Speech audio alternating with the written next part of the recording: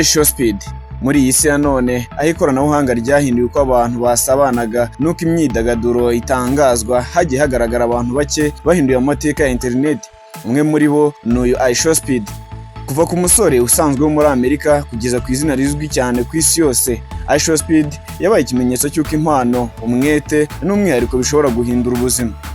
iShowSpeed amazina ye nyakuri ni Darren Watkins, akaba yaravutse ku itariki ya 21 Mutarama mu mwaka wa 2005 muri Leta Zunze Ubumwe za Amerika, avukira muri leta ya Ohio. Yakuriye mu muryango usanzwe nta bukire budasanzwe bafite cyangwa urimo amazina akomeye. Nk'abandi bana benshi yakundaga imikino yo kuri video games, umupira w'amaguru ndetse n'imyidagaduro yo kuri internet. Mu buto bwe, Darren yari umwana ukunda kwigaragaza, ugira amarangamutima menshi kandi udatinya kugaragaza uko yiyumva. Ibi nibyo byaje kuba ishingiro ry'imyitwarire izwi cyane kuri iyi si ya none.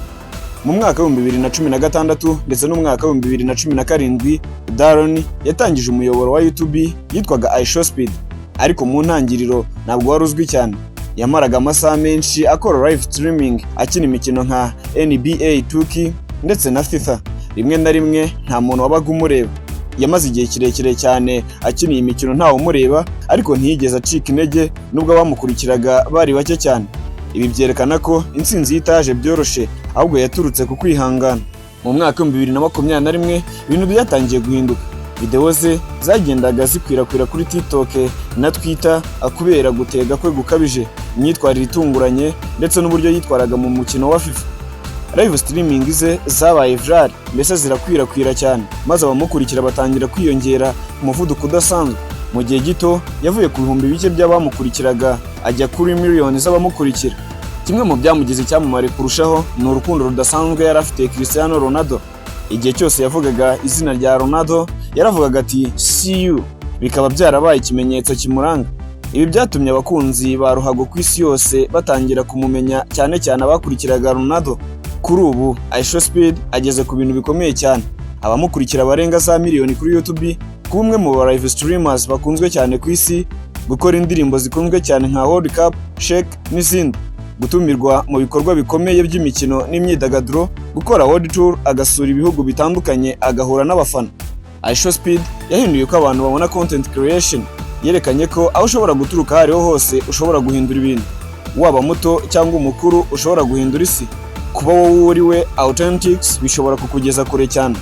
Ku rubyiruko rw'isi yabaye icyitegererezo cy'uko internet ishobora kuba amahirwe atari ukwidagadura gusa. Nubwo yageze ku ntsinzi ikomeye, iShowSpeed ntiyabuze ibibazo n'impaka, harimo imyitwarire ye imwe n'imwe yagiye inengwa. Ibi byamubereye isomo ryo gukura, kwiga no kugenda ahinduka uko agenda akura mu myaka. Inkuru ya iShowSpeed ni inkuru y'umusore watinyutse kurotora inzozi yarose, akihangana, akanga gucika intege, maze internet ikamuhindurira ubuzima. Ni urugendo rwerekana ko muri iyi si ya digital ijwi rimwe rishobora kumvikana ku isi yose. iShowSpeed si izina gusa, ni ikimenyetso cy'iki gihe turimo. Kuri ubu iShowSpeed agiye gutaramira hano mu Rwanda.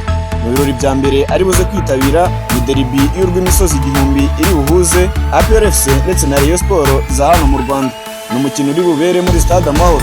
Biteganyijwe ko nyuma uyu iShowSpeed azagezwa muri parike y'Ibirunga, aho azaba agiye kureba ingagi n'ikimenyetso cy'urw'imisozi igihumbi. Ngenditaniye niyo nkuru.